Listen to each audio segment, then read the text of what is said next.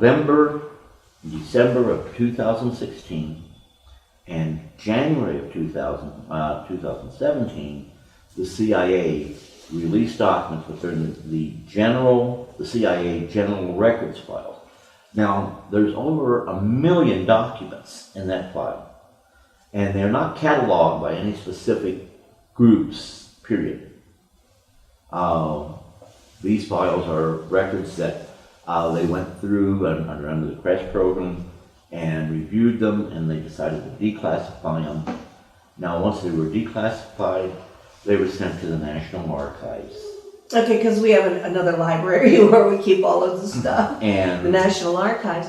And I will add one thing to people ought to know, that you spend a lot of time downloading documents because you know where to find them, and you know that this is the actual physical proof, this is the actual documented proof of what you're saying. Even though you have the experiences, he's done the retrievals, and you got very emotional at the Washington Press Club about the letting go of the one being, and you were reprimanded for that, right? Mm-hmm. And you let him go, and you said you'd do it again. But that's why you try not to talk about personal experiences, because you relive them. You relive while them. You're talking. It happens again. You can see it in living color. Yeah, and I mean, it's living color, 3D. It's like you're not here. I mean, all of a sudden you're in a different period of time, and that's something that a lot of people don't understand. Barney and Betty Hill, which was the first known UFO abduction. They were the first ones to come out 5 years after the event took place. The event took place in 1961. They started to talk about it in 1965. It was traumatic. It had very dramatic effect upon them. Right. And the psychologists had hypnotized them in different locations, and they were telling the same story. And the one thing I want to point out here, because I think it's very significant that everyone overlooks, Betty Hill was scared just like Barney. And she was thinking, people aren't going to believe this, people aren't going to believe this. And one of the ETs that was trying to make her understand, you're going to be released here shortly. So don't be alarmed. Don't think that, that anything bad's going to happen. You were trying to reassure her. And she's saying, but no one's going to believe this. No one's going to believe this ever happened. Yeah. And she saw this book, very strange book. Yeah, there was a book there, and she wanted to take it. And she said, I want to take that book. Right. That way I can prove that I was here. That I was here, and this really did happen. And the ET that was trying to go ahead and calm her down says, you can have the book. When you leave, you can take it with you. Now, the entity that seemed to be in charge came up and said, no, she can't have the book. When they leave here, they cannot have any recollection that this incident ever occurred. But she did have a star map, and she did see certain stars that weren't under hypnosis. She went ahead and drew a map that clearly pointed out that the visitors came from a location approximately 37.5 light years from planet Earth, known as Theta Reticulum 1 and 2. Yes. And when she drew that map, no one. And this is very important, because of the people who are the debunkers came out later on. But first, let's get what really happened. 65, she draws the map. 69, Marjorie Fish, I believe her name was. Marjorie Fish. She went ahead and did all these various options, calculations on that. And voila, she came up with the map that Betty Hill drew. It fit perfectly. Yeah. So that came out, and all the, God forgive me for what I'm about to say, all the idiots want to go in there and want to be that UFOs don't exist. There's nothing to them. They're crazy. But I think the reason why, I don't know, do you agree, is they can't handle it? We can't handle it. They can't handle it. Well, they can't handle it. I mean, I can show you an Army document that's a intelligence document that says that they could have a UFO land in the backyard of the bunker, and they could see it, and they could see the little guys getting out and walking around. The next day they would get out and say that was nothing more than swamp gas, and there were pieces of the swamp gas breaking off from the larger piece that looked like people, but that's all it was. There's nothing to it.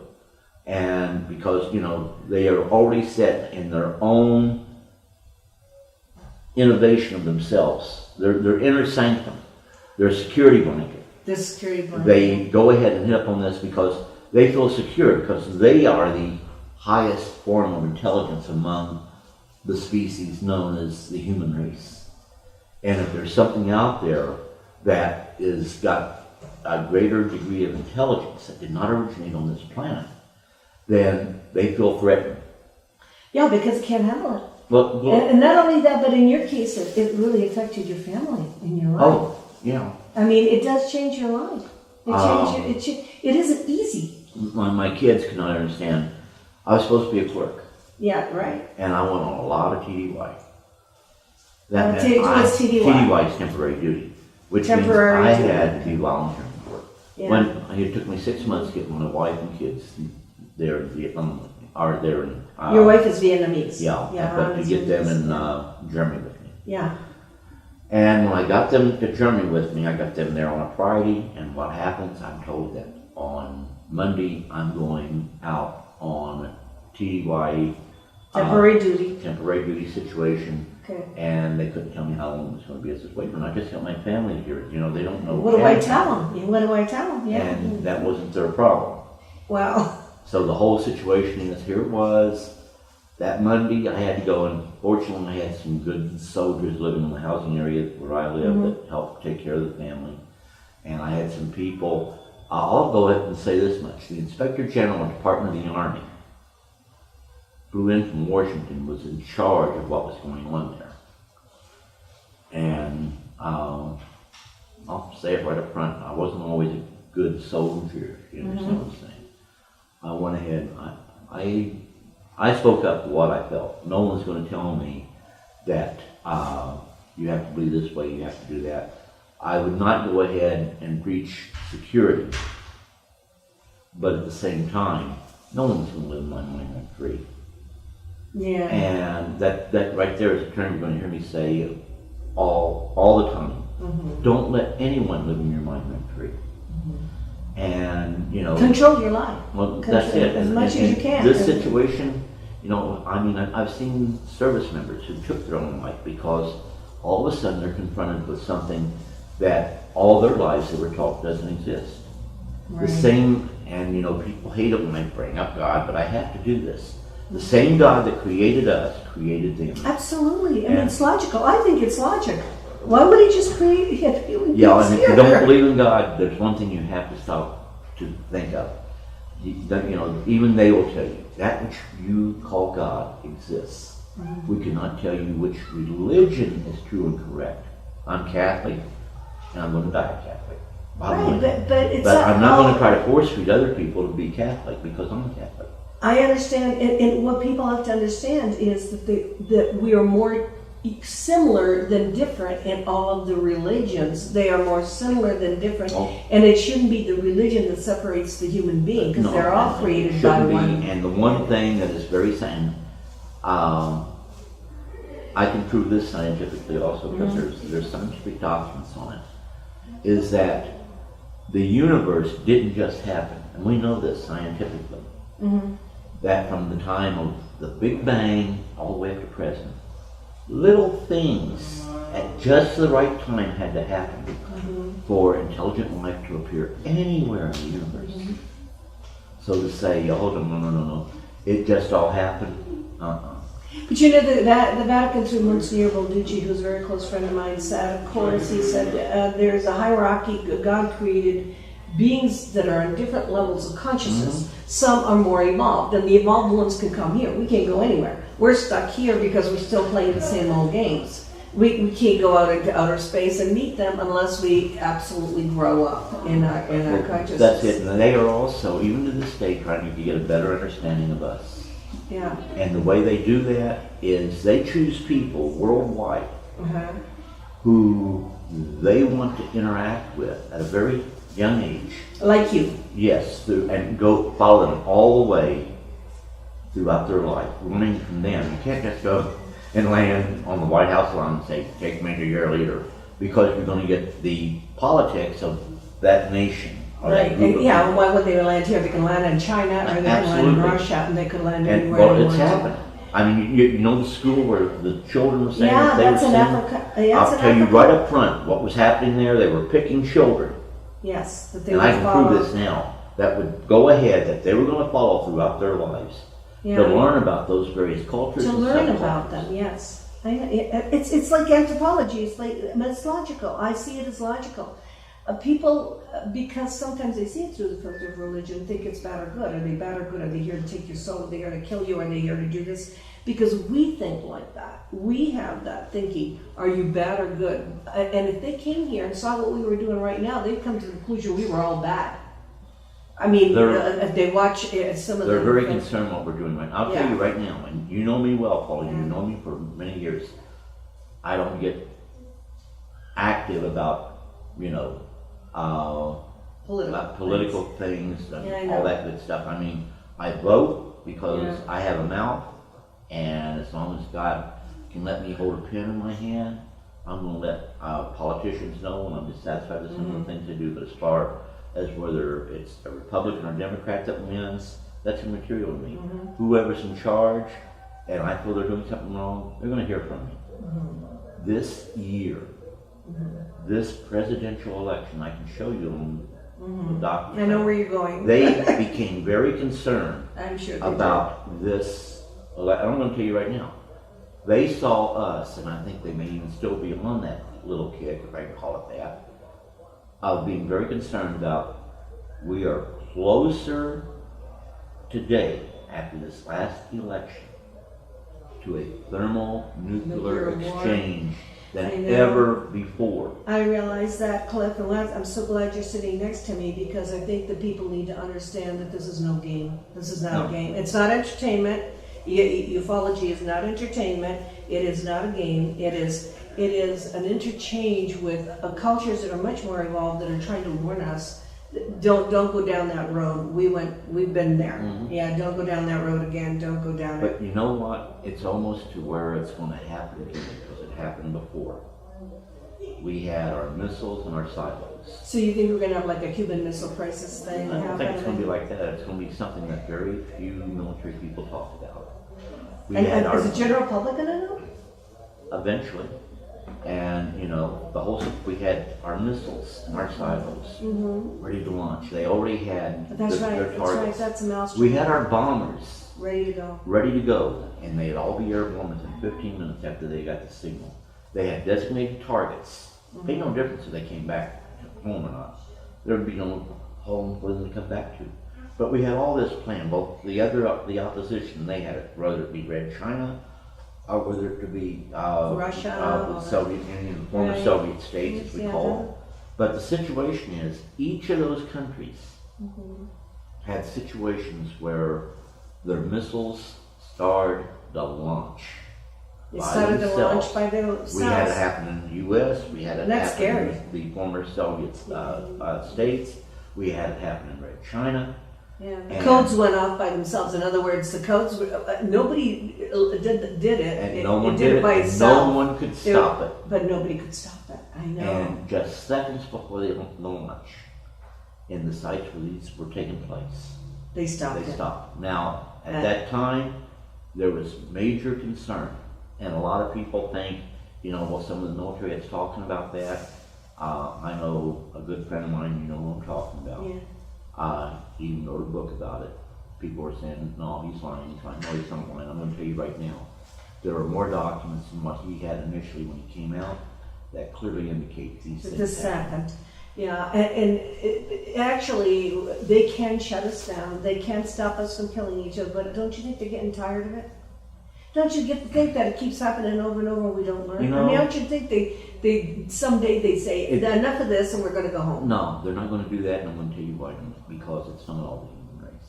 No, it's not us. It's the mad minimum. It's the people who are full of greed, people who want all the power. But they see people who strive. They see the good in all of humanity. They do see the good ones too. And that's what they hold on. That's why they give us a chance. Well, yeah, and over and over. Over and over again. And I know. the situation is, they see the good in humanity, it's worth saving. Yeah. And until we get, and I use the term spiritual, till we become more spiritually inclined in our thoughts and our deeds. Or understand our higher consciousness, yeah. Well, until that happens, we're a planet in quarantine. They're not going to let us go. Do we have the knowledge to go out there? Yeah, we do. Probably do. And you heard me, and I'm going to say it again, because we had a talk, and you heard me say this.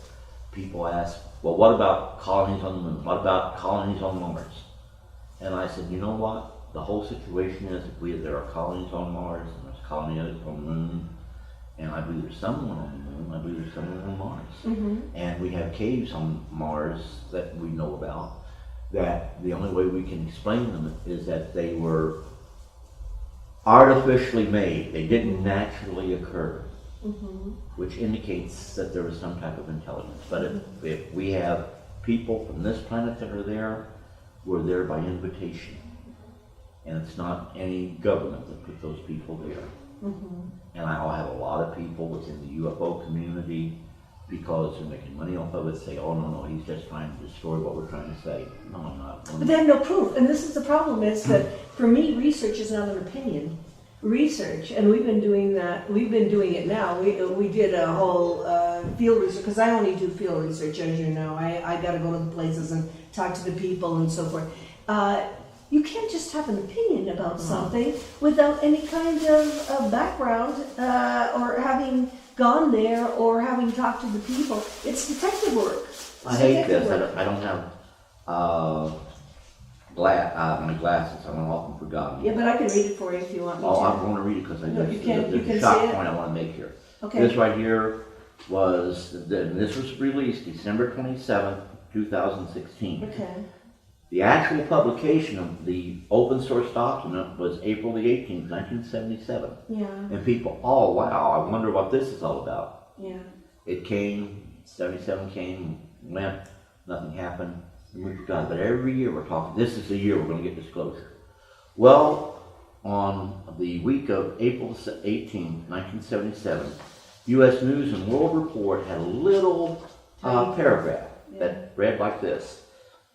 Before the year is out, the government, perhaps the president, is expected to make what are described as unsettling disclosures about UFOs, unidentified flying objects. Such revelations, based on information from the CIA, because the CIA has control of all of this, a small nucleus there, and when there's a problem that comes up with UFOs, they meet in what's called the White House Situation Room, bottom line, and of course the NSC, which is the National Security Council, is the ones that keep all this under wraps. And the director of the CIA is actively involved in that. And even right now, well, I won't say he's involved right now, because I don't think they trust the current head of the CIA. But anyhow, could be a reversal of official policy that to the past has downgraded UFO instances. Okay, and so it was a possible disclosure. Well, this right here was declassified in part, and the sanitized copy was approved for public release in 2013. It would not be until December 27th, 2016, that the CIA saw fit to go ahead and release it publicly. But this is the page from the CIA files. Now, everyone says, okay, well, this is public knowledge, so what? Here it is. Well, I'll tell you what the problem is with that, and what bothers me, is that at least one page of that, what they have in their file, and this is 2017, this is April the 27th, 2017, one page at least is still classified. This right here proves it. Denied. And you don't know what's on that page? And, you know. Could you put this on your Facebook for everybody? Oh, I'm going to be I got a lot of stuff. Because we're almost finished with the transmission, aren't we? We have 5 minutes? Okay. But I'm trying to get all this, but you know, with this coming up. Oh, no, you have to take care of yourself. And, but no, right now I have about 30 documents, and some of those documents are 30, 40 pages, so I'm going to let you have some documents I want you to take with you. Okay, but we need to let a lot of people Yeah, see everyone needs to see this. Everyone needs to know what's going on. What do you usually do with Facebook? I noticed that I go ahead and I have to do it page by page, make it like a photograph. Then I have to put them up there page by page. By page, and therefore people all over the world get to see him. Yes. It's not just us here in America, but he has a following on Facebook. It's absolutely astronomical. Because when I put that he was in the hospital, all these people from all over the planet started writing about, they're happy you were feeling better and so forth. So there are people all over the world. Facebook, social media helps with disclosure. There is disclosure if you want to read it. I mean, you go to social media, so you can do this. And it's so important. Like what I'm hitting up on right now, and it's key, is I cannot stress 1952 enough. Yeah. Because in 1952, the CIA was working very hard to keep the National Security Council from becoming officially involved.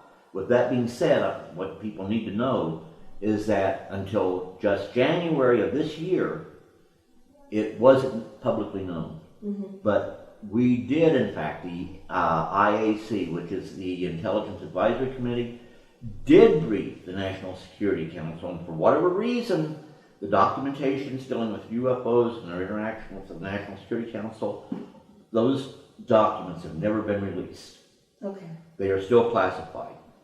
But the whole situation was dead wreck, which is why the Robinson panel came into play. Mm-hmm. To block the NSA from becoming officially involved, in which they would have to go ahead, and I can show you a draft of what they would have had to release, of what was called the National Security Council Intelligence Directive. That would have gotten the entire intelligence community involved in UFOs, and what would have happened? We wouldn't be sitting here talking about are we going to have disclosure. It would be common knowledge that we are not alone in the universe, and they are here among us now. All right. Well, we are so happy to have you. I'm glad you came, and we have very little time left. But if you have, I heard from Portal to Ascension that people can see this not just live the way it is today, but they can also see it by requesting it, and I'm hoping to put some of it on my website. Well, and is it going to be on the internet? It's live now. I'll give you up. Is it going to be on the internet later on? It is on the internet now. Yeah, it's on the internet now. Mm-hmm. Well, it's got, because you know how close I am with my dog, and my dog's going to want to see it. Okay, well, the truth is, you can get it on the internet because when it's live like it is, people are at work at this hour. Mm-hmm. People aren't home yet. They're talking to their friends. Oh, you want to see this? Because the fact that Cliff is here is historical, and the museum is historical. So that you get a chance to do it again, to recommend it to your friends and to watch it again. And so, at a time when you come home from work and you have the time to do it. It was a 2 hour podcast or whatever. And the thing is that people that really want to know the real thing, that want to know the real research and the real people, should tune in. One thing I'd like to point out right here also is that my time grows short. This is the second time that I came very close to death with this here in a little more than a year. And I got a whole lot I got to get out there. And because these are documents that will be thrown out because my family's not really involved in it. And these are documents that belong to the world. And these are documents that people need to see. They are the truth as we know it. And they clearly point directly to the fact we are not alone in the universe. That some form of intelligence of various kinds are visiting us now and will be doing so in the future until that great moment in sometime in our future, and I hope it's sooner as opposed to later, that we have that open contact. And it won't be bad, it will be something that will be great and we need to be looking forward to. Man is not alone in the universe. All right. Thank you. That was really great. Thank you so much. We really appreciate it. I'm going to say, give your websites and where we can All right, find more okay. information on My website, actually, I've written 5 books. You can look in Amazon to get them. The new one is on Colonel Philip Corso, Conversations with Colonel Corso. And my website for the conference, which is very important. He's going to be there. He's going to be there and talk to George Nuri on stage, is www.starworksusa. It's all one, starworksusa.com.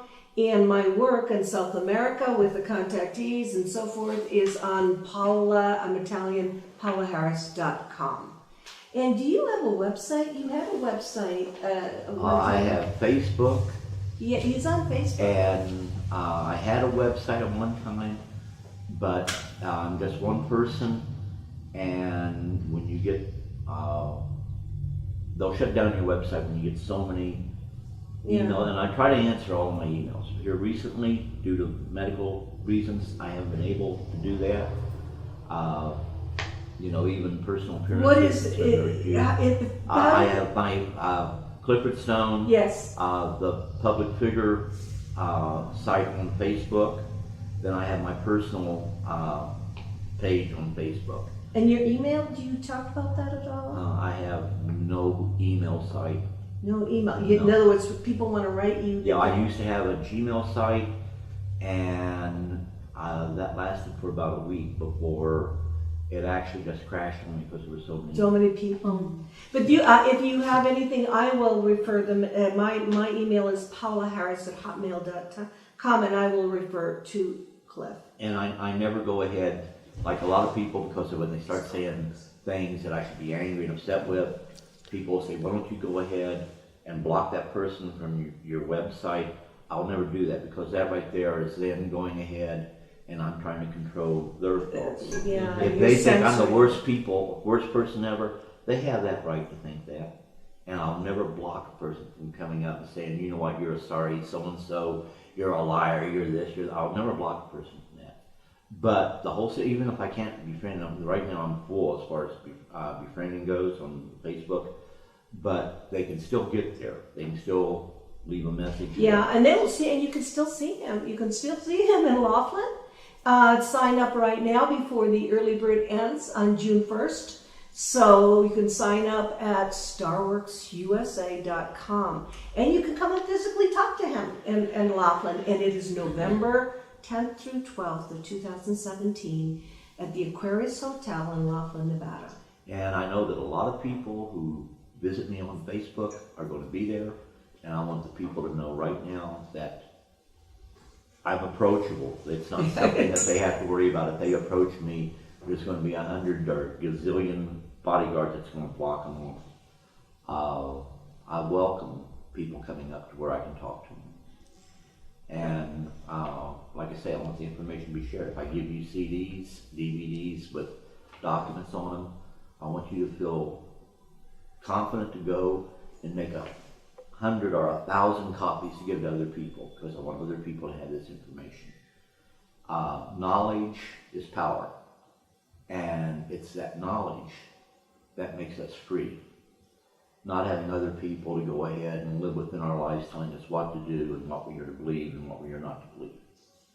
An open mind and our own intelligence armed with knowledge. That knowledge is what goes ahead and sets us apart from, shall I say, other forms of life on this planet.